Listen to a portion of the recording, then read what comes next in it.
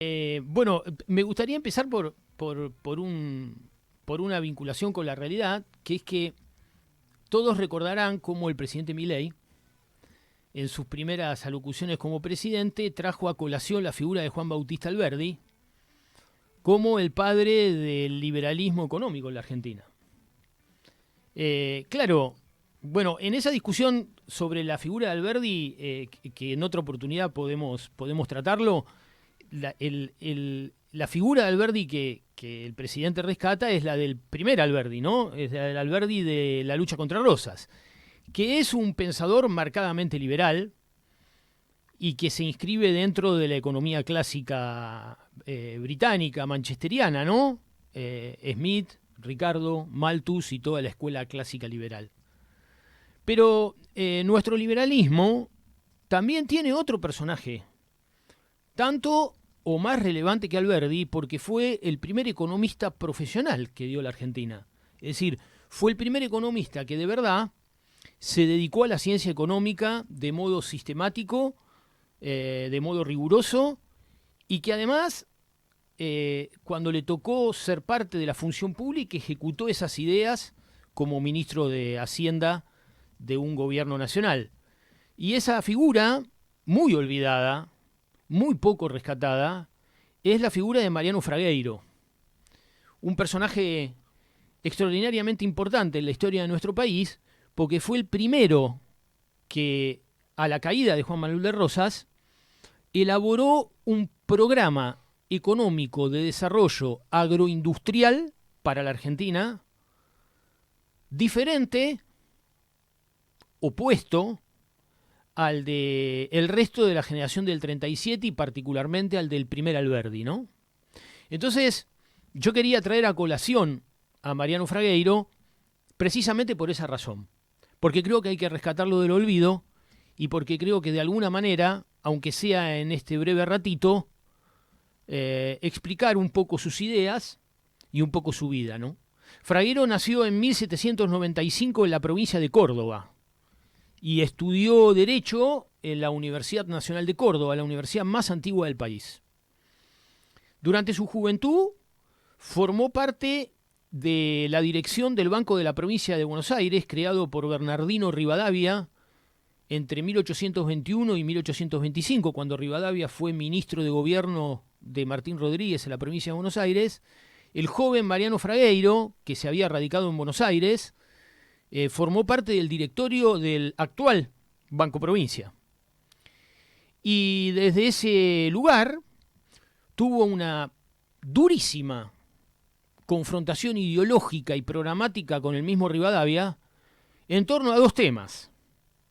El primero, la política de tierras, o sea, una crítica muy profunda al latifundio pampeano y sobre todo a la concentración de la tierra en muy pocas manos.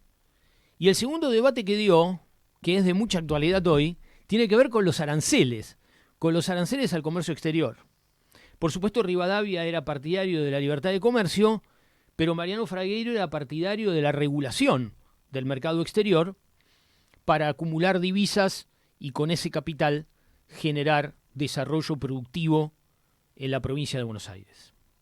Pero su paso por la función pública más importante fue entre 1854 y 1860, cuando fue ministro de Hacienda del presidente Urquiza, en los años de confrontación entre Buenos Aires y la Confederación Argentina, y en el desempeño de ese cargo desarrolló una serie de estrategias para el desarrollo nacional que tuvieron una enorme importancia en el debate de época y que contribuyeron a generar un modelo de desarrollo alternativo al de la Pampa húmeda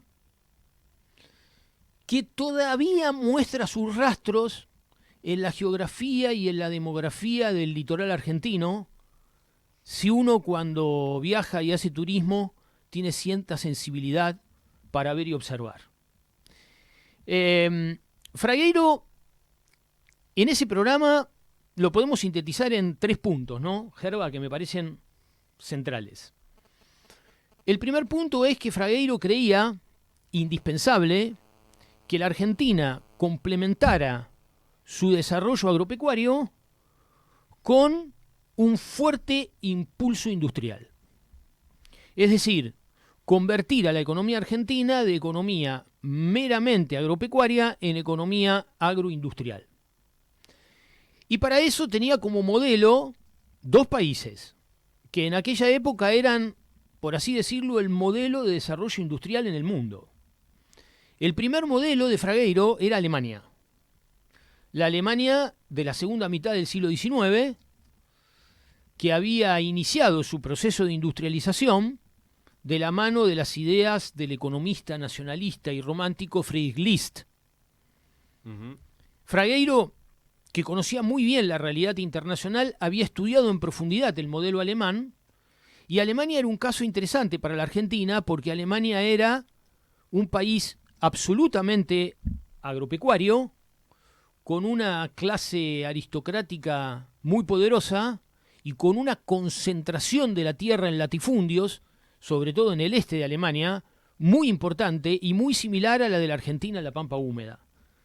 Y sin embargo, Alemania había roto esa hegemonía de la aristocracia terrateniente y había pasado a un modelo de desarrollo industrial que para Fragueiro era un modelo sumamente interesante, no solo para estudiar, sino para extraer ideas y para aplicar en la Confederación Argentina. Y el segundo país son los Estados Unidos, que como comentamos en el programa anterior, estaba gobernado por el Partido Republicano por aquellos años, por el presidente Grant, y son los años posteriores, previos y posteriores a la Guerra Civil estadounidense, en los que Estados Unidos inicia su poderoso proceso de desarrollo industrial entre 1865 y 1915, y que lo va a convertir en la principal economía del mundo.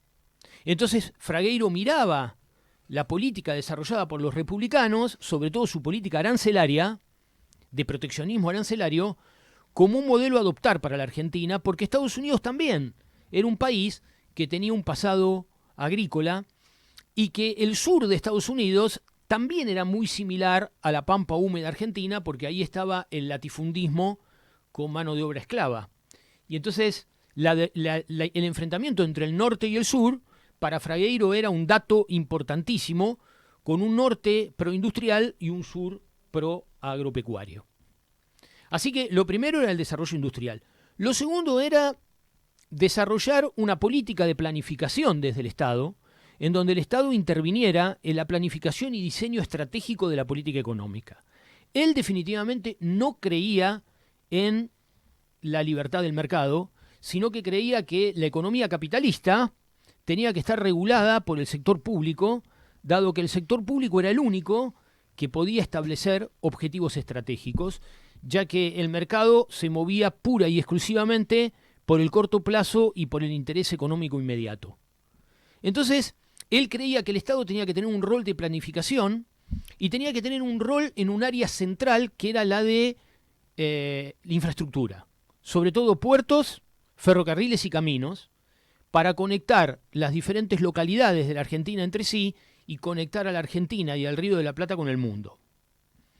Y un elemento importante era la inmigración, pero esa inmigración también tenía que ser regulada por el Estado y sobre todo tenía que ser una inmigración que se radicara en las zonas rurales y que terminara definitivamente con el latifundio a través de colonias y cooperativas rurales que produjeran la transición entre la economía pastoril, pecuaria, ganaderil, latifundista, a la economía minifundista y agropecuaria, o sea, con desarrollo de la agricultura. Esa transición del latifundio a la pequeña propiedad agraria, sobre todo la comunidad agraria cooperativa, ¿no?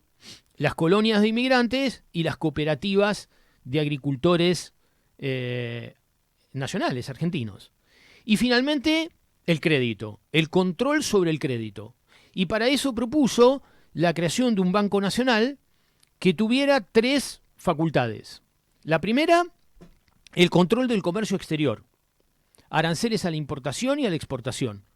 Segundo, la emisión monetaria, unificar en una sola moneda nacional las múltiples monedas que había en la Argentina y hacer que el Banco de la Nación Argentina fuera el encargado de regularlo.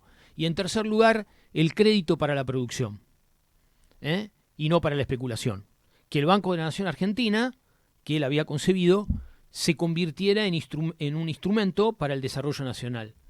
Bueno, si ustedes toman la autopista Rosario-Córdoba, van a ver que a ambos lados de la autopista está la línea del ferrocarril. Ese ferrocarril se llamaba Central Argentino, unía el puerto de Rosario con la ciudad de Córdoba, y a ambas márgenes de la autopista y del ferrocarril, una enorme cantidad de pueblos, uno al lado del otro. Bueno, esos son las viejas colonias rurales de Fragueiro. Bueno, Fragueiro finalmente, bueno, todos saben, ¿no? La Confederación Argentina terminó derrotada por el mitrismo en 1862 y el modelo que se impuso fue el de la sociedad rural y la libertad de comercio, ¿no? Y finalmente las ideas de Fragueiro no pudieron llevarse a la práctica. Y lo que es interesante decir al respecto es que es muy probable que si esas ideas en la segunda mitad del siglo XIX se hubiesen llevado a cabo, aunque sea en una parte considerable, el rostro de la Argentina actual sería muy diferente. E insisto con la idea de que esa prosperidad que tiene el norte bonaerense, el litoral santafesino y entrerriano, se lo debemos a los restos de aquel modelo agroindustrial que Fragueiro intentó implementar. Bueno, Fragueiro murió solo y olvidado, ¿no? Murió solo y olvidado en el año 1845, por supuesto pobre.